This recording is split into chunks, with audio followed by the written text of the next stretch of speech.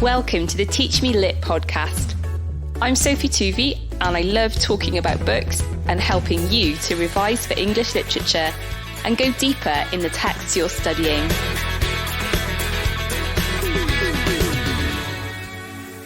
Today I'm going to be talking about how much Romeo is presented as an impulsive character in Shakespeare's Romeo and Juliet. Now, this is obviously one of Shakespeare's best loved plays, and with good reason. It's an absolute whirlwind of action over just 4 days. Romeo goes from being madly in love with a woman called Rosaline, who incidentally we never actually meet or see on stage.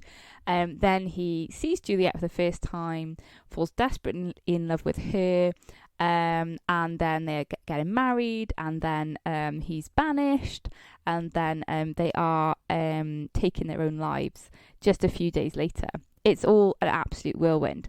And the key thing to discuss really is how much Romeo's behaviour is impulsive, and how much of it, is there anything else going on here? Is it what's driving his actions? And this unpicking of Romeo's motives is going to be really important for success in analysing the play.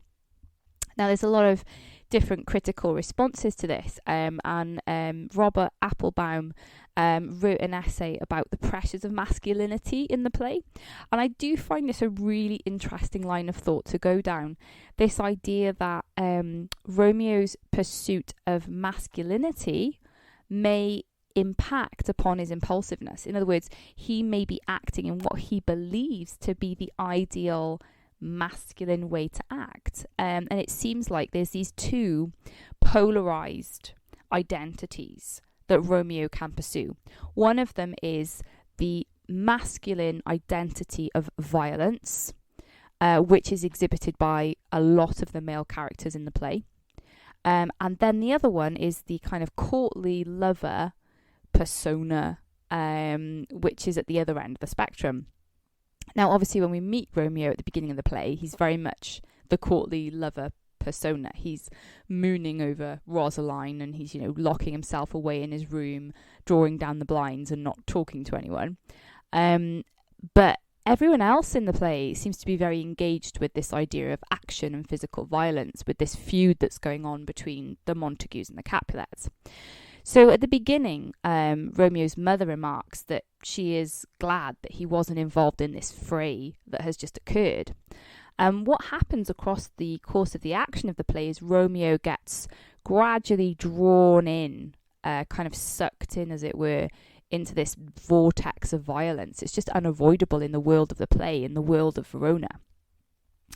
And Romeo actually feels, I think, by the end of the play that he has no choice, that basically the actions that he takes are, there's only one course of action, with the fact that he's penned himself into this situation. Now, it's interesting that there's a lot of evidence to suggest that Romeo feels quite inadequate from the beginning of the play in his own masculinity, because when we see him talking to Benvolio, for example, he is very much acting a persona here. Sad hours seem long, I, me. These kind of dramatic phrases seem to be quite calculated in some ways. They seem to be him deliberately playing this role of, woe is me, I love Rosaline, she's not giving me mercy. This is a kind of a courtly love thing that happens, the guy adores the woman keeps shunning him, and then maybe eventually one day she might say yes.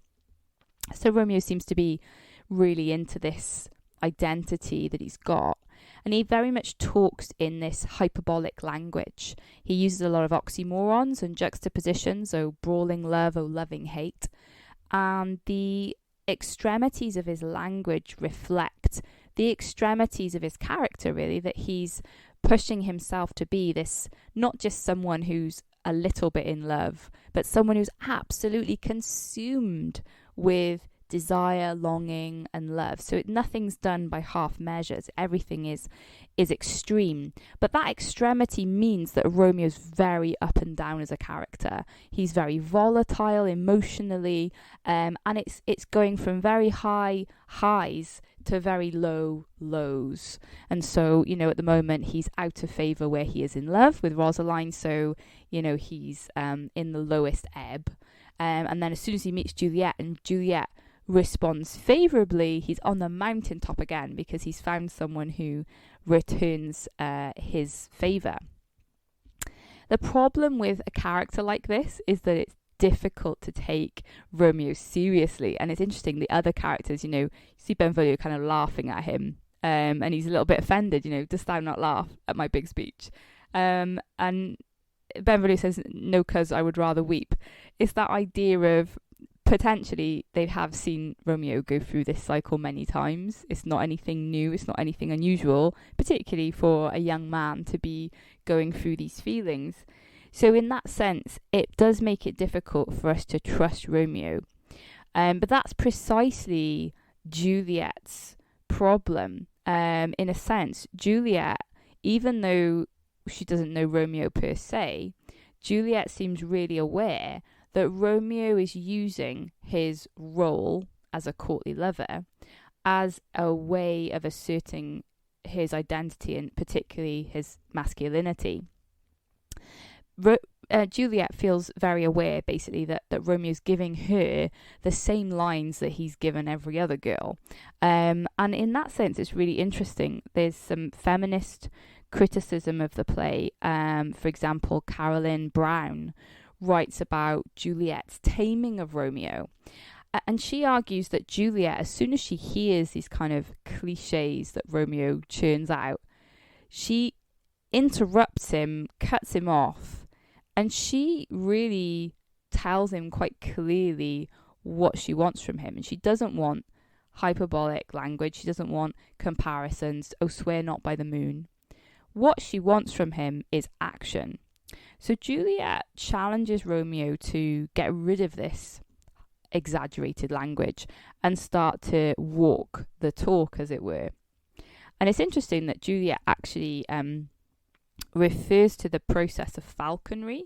So falconry, back in Shakespeare's day, rich people might train a bird of prey like a falcon, and the way they would do that is a really long, drawn out process.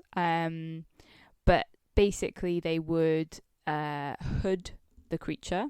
They would get the creature trained to receive food from their own hand, and then they would gradually be able to send the creature off to fly, to kill prey, and then to bring that prey back. So it was a long process. But Juliet basically refers in several different sections of the play that she wants a falconer's voice to sort of tame Romeo, and she refers to Romeo as a tassel gentle, which is kind of like this in this process of training. And it's really interesting because what Carolyn Brown suggests is that Juliet trains Romeo to change his very language.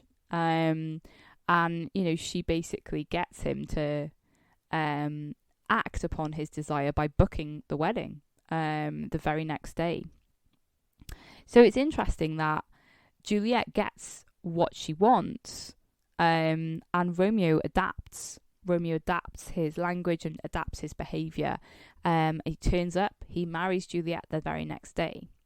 But then obviously Romeo gets into trouble because when Tybalt kills Mercutio, he feels responsible because basically he didn't want to fight Tybalt because of Tybalt's being Juliet's cousin. And he feels that his love for Juliet has basically made him effeminate. And he kind of blames Juliet for that. So then he obviously takes up arms, he lashes out back, and he kills Tybalt, which then leads to this situation where he's banished as well. It's interesting that this behaviour in some ways is self-destructive. He's attempting to assert himself through aggression, which is a typical sort of masculine trait. But in doing so, he actually, in seeking honour through violence, he's actually undoing his own honour. He's undoing his reputation and his situation with Juliet as well. Now, he seems to, in many ways, end up distancing himself. He's distanced himself at the beginning in his love for Rosaline, and then in his actions in killing Tybalt, he ends up banished, and again, he's distanced from other people. So Romeo never really seems to be absorbed into the community of Verona, into the play. He's always a little bit of an isolated figure. And in that sense, it does make it believable that he sees suicide as the only solution to his problem. He can't prove himself through violence. He can't prove himself through love. So his only way out now is death. And, yes, we could argue that there's a turbulence of grief that Romeo acts upon when he hears that Juliet is apparently dead. But there's also a sense in which there's a calculatedness to it too. He goes out, he gets the poison, he pays off the guy who gives him the poison, he drives to the tomb, he fights Paris, kills Paris, he takes that potion, the poison, and he dies. And there is a sense in which, yes, he's acting in grief, but he really genuinely feels there's nowhere else for him to go. And it's a sense for Romeo that you could argue he has many different flaws. Perhaps impulsiveness is one of these flaws. But in a sense, he's trying to take on this heroic identity and always struggling to achieve it. And in a sense, in the courage that it takes for him to die at the end, he is finally achieving that heroism, although, in a sadly self-destructive way. So there's lots to weigh up with Romeo, and different people will interpret the play in different ways. But the key thing is to always refer to the language of the text, how he presents himself and how the structure of the text presents him as this kind of struggling hero who at the end of the play finally finds closure. If you've enjoyed this podcast and found it helpful, please hit subscribe and share it with a friend. You can find me on Instagram and Twitter. Just search for Teach Me Lit. I'm always open to requests, so if you want me to talk about a text you're studying, get in touch. Thank you for listening. See you next time on the Teach Me Lit podcast.